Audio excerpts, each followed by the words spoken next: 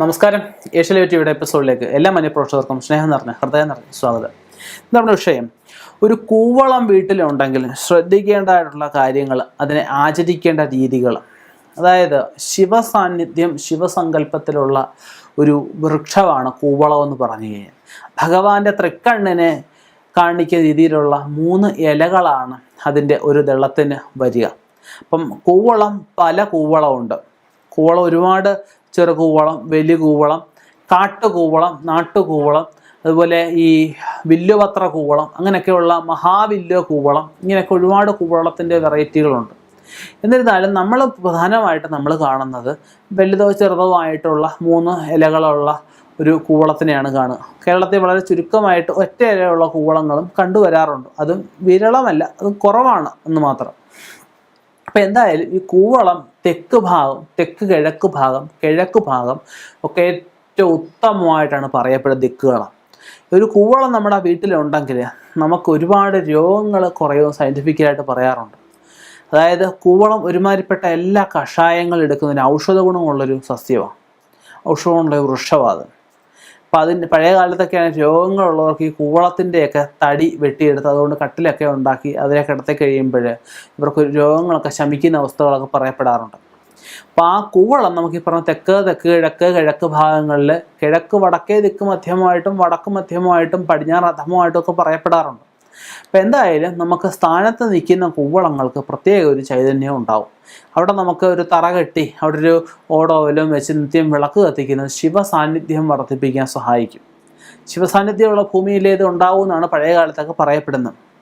കൈലാസത്തിൽ നിന്ന് ഋഷിവര്യന്മാർ, മഹാമുനിമാർ നമ്മുടെ ഭൂമിയിൽ ശിവ സാന്നിധ്യം ഉണ്ടാവാൻ വേണ്ടി കൊണ്ടുവന്നൊരു വൃക്ഷമായിട്ടാണ് പറയപ്പെടുന്നത്.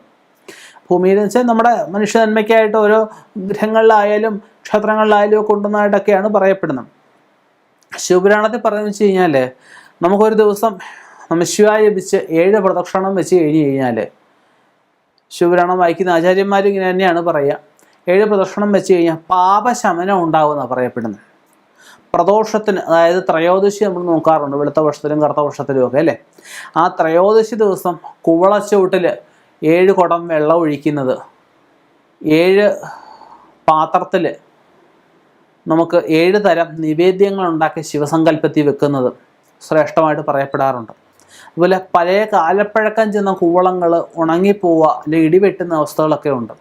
ഉണങ്ങിപ്പോയ കൂവളങ്ങൾ, ഇടിവെട്ടിയ കൂവളങ്ങളൊന്നും കത്തിക്കാൻ പാടില്ല. അടുത്ത ക്ഷേത്രങ്ങളിൽ കൊടുക്കുക, അവിടെ നിവേദ്യം വെക്കാനോ അന്നദാനത്തിനോ എന്തെങ്കിലും കാര്യങ്ങൾക്ക് എടുക്കും. പ്രത്യേകിച്ച് ധനം വാങ്ങിക്കാൻ പാടില്ലെന്നാണ് പറയപ്പെടുന്നത്. കൂവളമുള്ള വീടുകളിലൊക്കെ ആണെങ്കിൽ വരത്തുപോക്കം ഉണ്ടാവും. അപ്പോൾ അവിടെ വിളക്ക് കത്തിയിൽ ഒരു കാരണവശാലും മുടക്കാൻ പാടില്ല.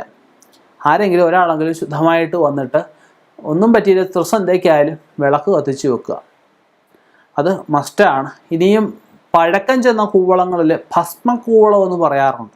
ഇതിൽ ഭസ്മം പൊഴിയുക, അതായത് ത്രിസന്ധ്യയാകുമ്പോൾ നല്ല ഭസ്മത്തിൻ്റെ മണം വരും. നല്ല ഭസ്മം, ശുദ്ധമായിട്ടുള്ള പഴയ കാലത്ത് നമുക്ക് ചില മരുന്നുകളോട് ചേർത്ത് ചാണകത്തിൽ ചേർത്ത് ഉണക്കി ശിവരാത്രിക്ക് ചുറ്റെടുക്കുന്ന ഭസ്മം ഉണ്ടല്ലോ, ആ ശുദ്ധമായ ഭസ്മത്തിൻ്റെ മണം വരികയും ഇതിൻ്റെ തൊലികളിൽ ഭസ്മം പോലെയുള്ള നിറത്തിലുള്ള പൊടി പറ്റിയിരിക്കുകയും ചെയ്യും.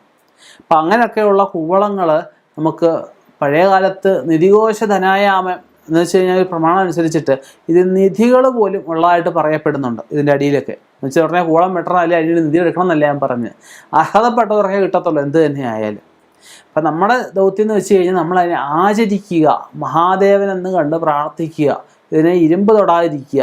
ഈ ക്ഷേത്രങ്ങളിലേക്ക് കൂവളത്തിൽ എടുക്കണമെങ്കിൽ പോലും നമ്മൾ തൈപ്പ് കെട്ടി ഒടിച്ചെടുക്കുക ചെയ്യേണ്ടത്. ഇരുമ്പൊരു കാരണവശാലും കൂവളത്തിടാൻ പാടില്ല. അതിനെ നമ്മൾ വൃത്തിയായിട്ട് തറ കെട്ടി അതിനെ സംരക്ഷിക്കണം. അശുദ്ധമായിട്ടുള്ള ഒരു വസ്തുക്കളും അതിനെ ചൂട്ടിക്കൊണ്ടിടാൻ പാടില്ല. ക്ഷേത്രങ്ങളിലെ ഭഗവാന് ചാർത്തിയ മാലകൾ കൊണ്ട് സമർപ്പിക്കാം, ക്ഷേത്രങ്ങളിലെ പ്രസാദങ്ങൾ കൊണ്ടിടാം.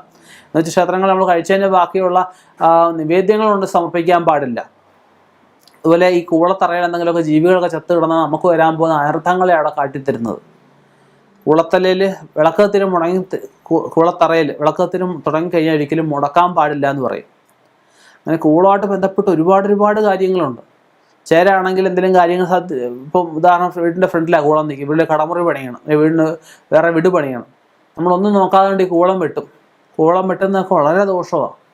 അതൊക്കെ സ്ഥാനത്ത് നിൽക്കുന്നതാണ് ശിവചൈതന്യമൊക്കെ ഉണ്ടായത് ആവാഹിച്ച് മാറ്റി വേറെ ഒരു സ്ഥാനത്ത് നമുക്ക് വേറൊരു കൂവളം വെച്ച് ഇതിലെ ചൈതന്യം അതിലോട്ട് സന്നിവേശിപ്പിച്ച ശേഷം മാത്രമേ ഇതിൽ നമുക്ക് വെട്ടാവൂ.